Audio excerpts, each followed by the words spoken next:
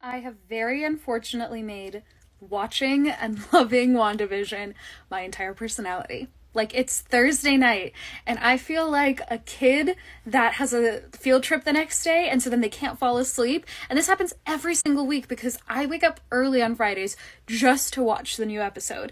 And after next week, it's gonna be over. Like, I know there's a making of, I know there's gonna be Falcon and the Winter Soldier, but I do not think that I will enjoy anything as much as I loved WandaVision. So yeah, that's my own personal struggle, and very much something I need to go to therapy about. Well, we got the penultimate episode, folks, so that means it's time for a WandaVision recap. Spoiler warnings for episode 8 of WandaVision. This is your last chance to scroll away. So this was a sad one, huh? We learned a lot about Wanda's backstory, including that she isn't villainous enough to steal her husband's corpse, and learned the meaning of the hearted date on the calendar. God, that was sad. And I can't believe I was right on why Wanda chose sitcoms. Also, I'm still not convinced that Agatha is any kind of villain, as she was drawn to Westview from Wanda's magic, and sensing that Wanda doesn't know what she's doing is trying to help her, albeit in her own direct way. And I can't believe Hayward made White Vision, which I'll make a video about that in a moment. Marvel, why would you do this? I have to admit, I didn't really care when Vision died. It didn't really hit me. We didn't have enough time with him. But now, we love him, and you better not take him away. Okay, listen here, bitch. I'm sick of it. I am sick.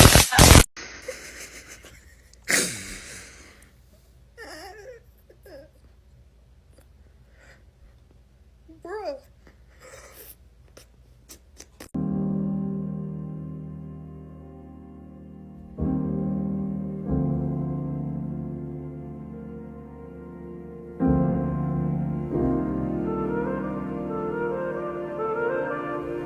I know it's wrong, but I just gotta be honest. Pick me up, don't know if it's what I need.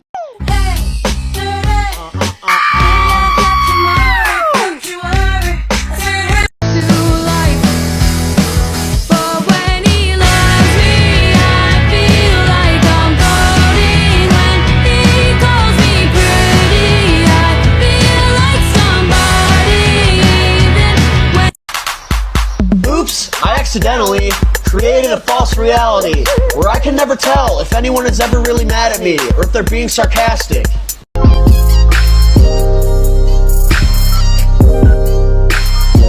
Alright, now let's discuss the WandaVision promo posters. Last video, we went through each poster to see what they all have in common. Major themes I heard were signal and new television. Aesthetically, they seem to be going through different eras of the show in addition to presenting different spectrums of color. Might be nothing, but they actually skipped the 60s. These two are both in their 50s era costuming.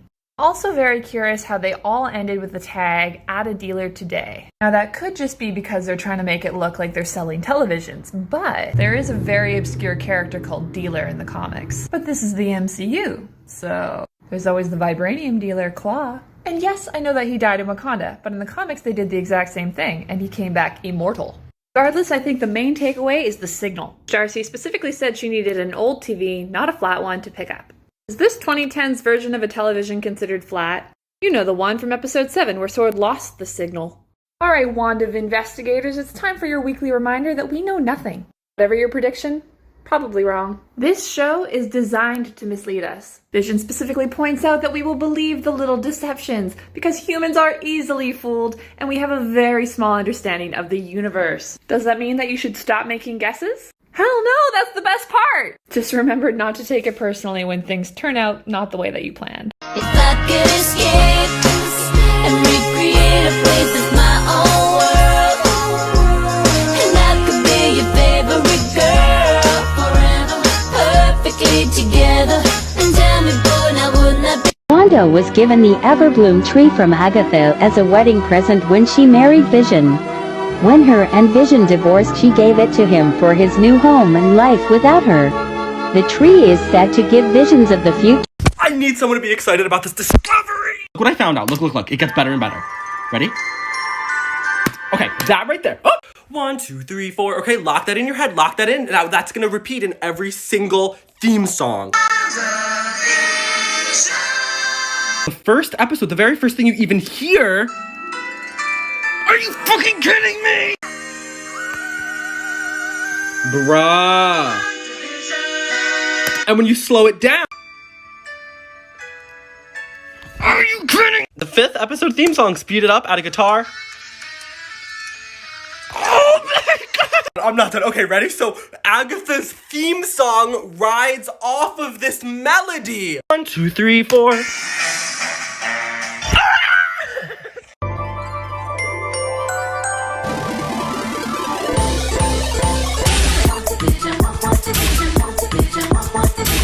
The MCU literally said, you know what? We're gonna take everything away from Wanda Maximoff, and then we're gonna do it again. The moment this scene played is when I lost it. That is when my tears went from drizzle mode to hurricane mode. I just want to give Wanda a hug. She's been through a lot.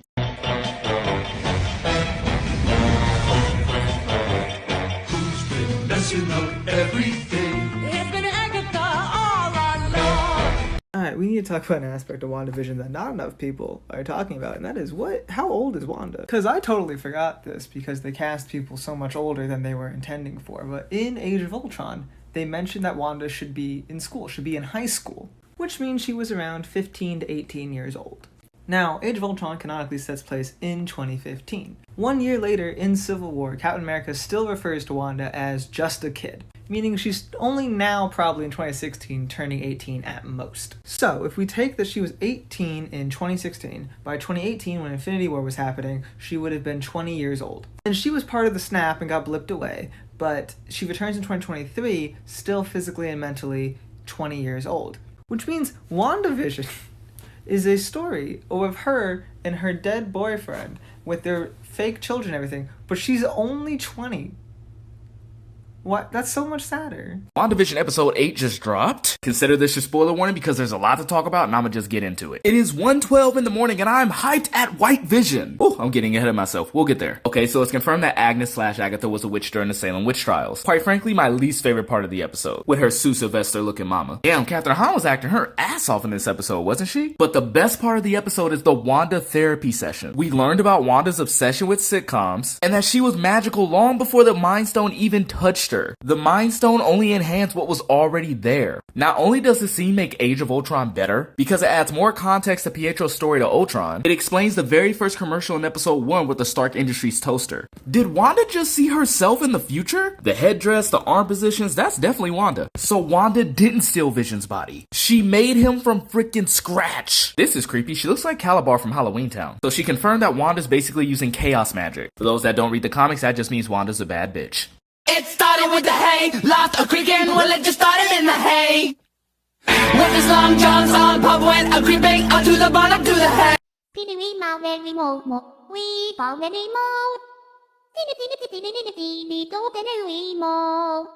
Let's talk about that most recent WandaVision post-credit scene and the history of White Vision in the comics. Spoilers for episode 8 of WandaVision. So at the end of this last episode, we see that Hayward has rebuilt Vision, except all the color has been drained out of him. And this has precedent in the comics. In the Vision Quest storyline of West Coast Avengers, Vision is kidnapped after he takes control of the United States nuclear missile system and is deemed a threat. When they find him, they discover he's been completely dismantled, much like the scene in this week's episode of WandaVision. The Avengers take the pieces of Vision back to their base to attempt to rebuild him. But when they try to bring him back online, he's hostile until they shut him down, upon which they realize that he's been reprogrammed, stripped of his memories, and essentially of his soul. This is further underlined when he's fully brought back online, completely devoid of color. He's become a stranger both to his wife Wanda and the rest of the Avengers. An impossible whopper, because it should be impossible to look this good.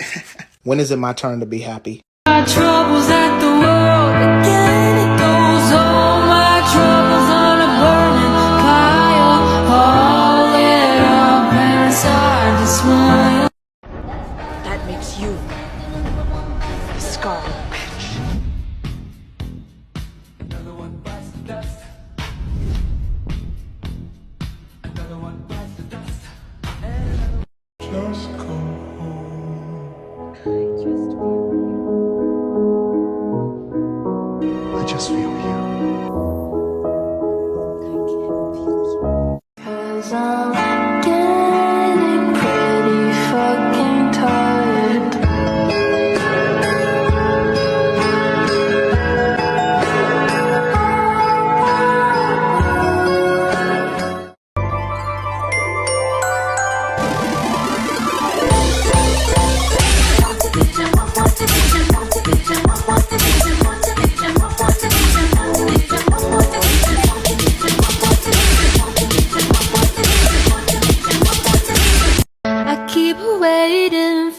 but you never come as this. In my head, I don't know what to think. He knelt to the ground and I pulled out a ring and said, marry me truly, and you'll never have to be alone. I love you, and that's all I really know. Ladies and gentlemen, her.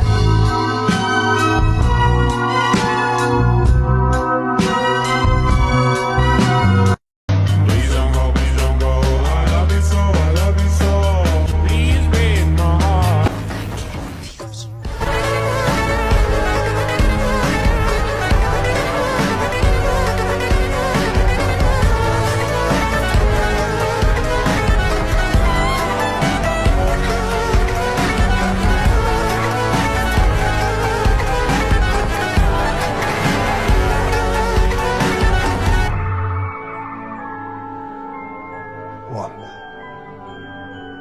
welcome home.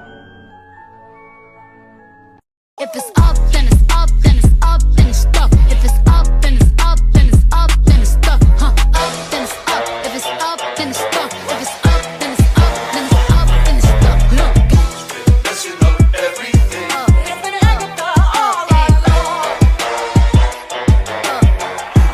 Pulling every evil string.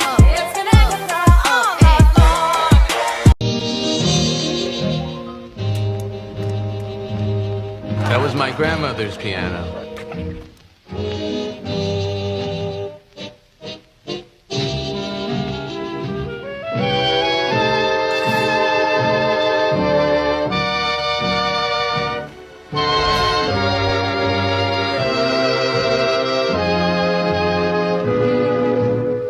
I said my face bomb, abs tight, racks stuck up, shack height, jury on me, flashlight. I've been listening since last night. I'm running, I'm running. Running, I'm running, I'm running. Running, I'm running, I'm running. Running, I'm running. Okay, so let's talk about Wanda's powers in WandaVision. Obviously spoilers for episode 8, so just drop a like and come back later. So in this episode, we pretty much got the best explanation for Wanda's powers so far. I know what you are. You have no idea how dangerous you are. You're supposed to be a myth, a being capable of spontaneous creation. This is chaos magic, Wanda. Now in my last video, I basically said that this means that Wanda's a bad bitch. And basically, I'm right. Because chaos magic gives Wanda the power to do whatever she wants with the fabric of reality. Anything that she thinks of, she can make it happen. Time and space essentially means nothing to Wanda if she wants something. This is why the bomb from Stark Industries didn't go off, simply because she did not want it to. Now what does this mean for the future? I believe this scene here revealed that a more powerful version of Wanda is coming. We notice that she's able to create an entire reality, including Vision from an emotional outburst. Also remember that Wanda is a Nexus being. She's gonna have another break and it's gonna affect the multiverse.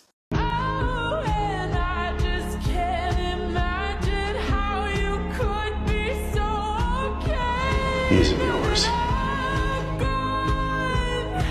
I just feel you.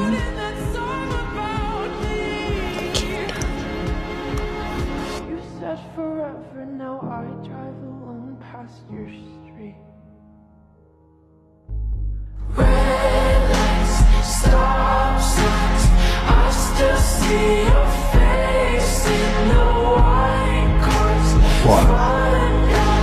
Can't drive past the places we used to go to, 'cause I still fucking love you, babe.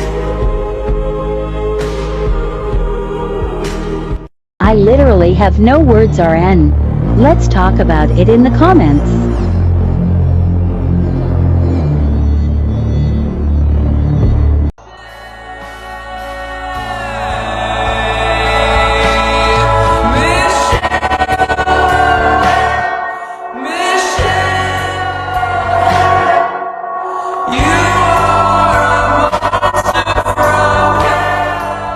And as the earth burns to the ground, oh girl, it's you that I lie with. As the atom bomb locks in,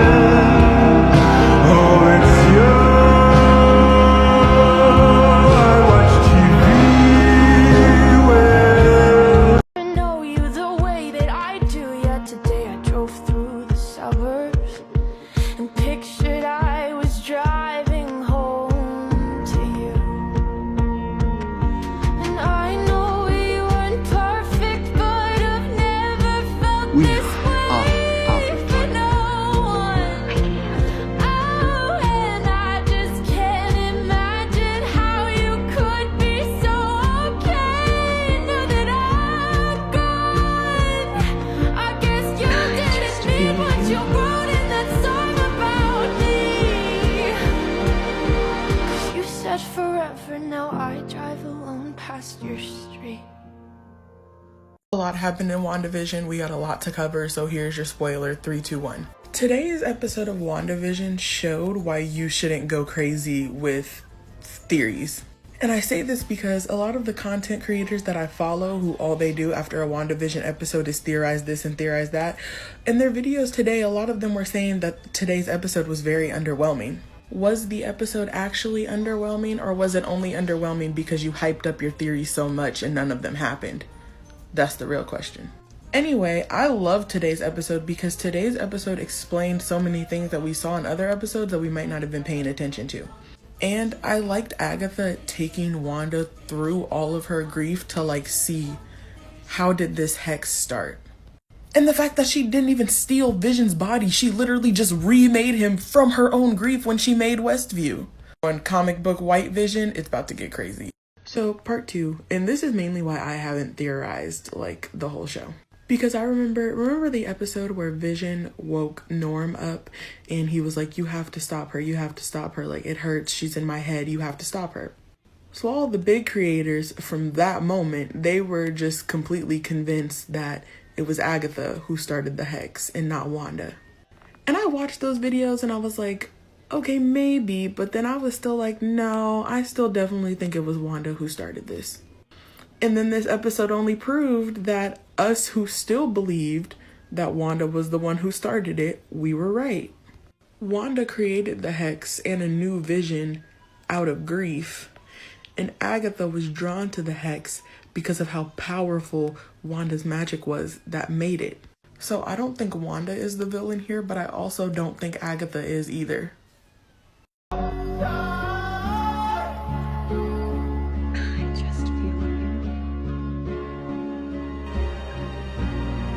I just feel you.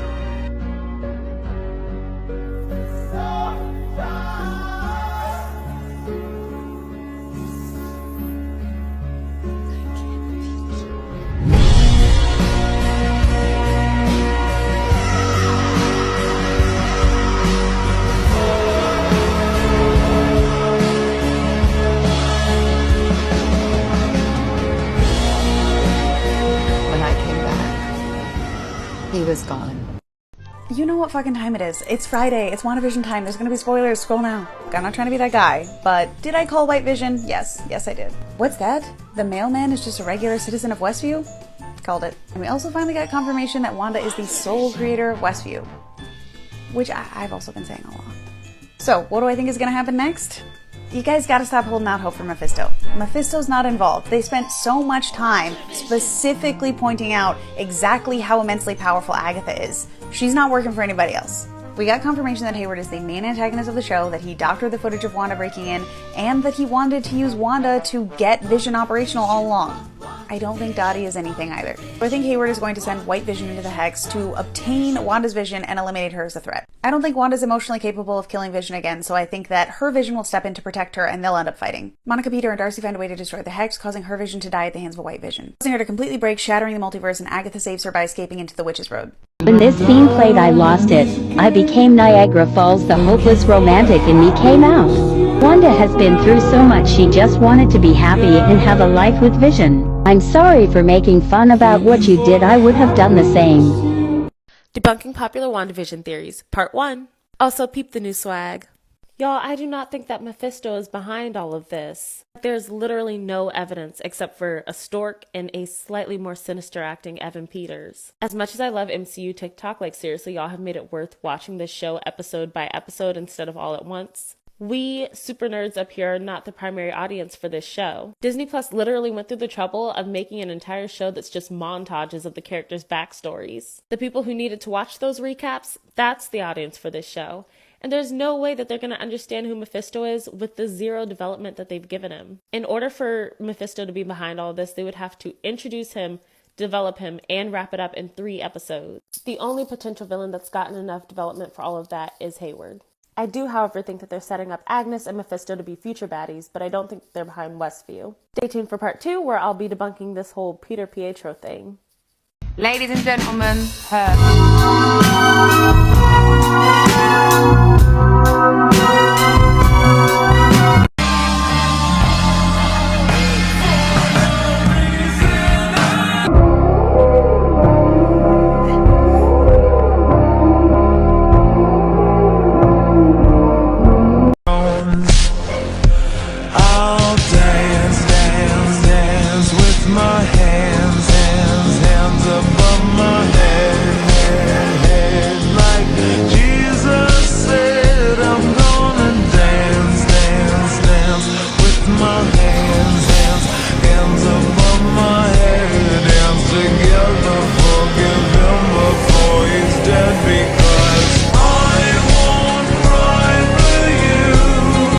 Alright, so let's talk more about this last episode. Like I said in my first video breaking down this episode, I do think that it was underwhelming. But that isn't to say that the episode wasn't good. Because it was good. I think this episode has probably held some of the best acting that we've seen from this show so far, especially Elizabeth Olsen. Mainly Elizabeth Olsen. I think this episode's main focus was diving more into Wanda's depression, and giving us a truer sense on how it all started in the first place. Because as we know now, she didn't steal Vision's body. The only thing she wanted to do was give him a proper burial. I definitely think we could have gone without seeing the first couple minutes of this episode. I don't really think it held any true importance to what the episode was trying to convey. Probably the only reason why they put this in the episode was to open up more possibility of making more horror, and to give the series the horror aspect. In the end credits scene, we get to see how Tyler Hayward is getting more and more corrupt, and how he could be the potential villain of the show. And yeah, White Vision, which is straight from the comics. So we could be getting a showdown between this White Vision and the regular Vision.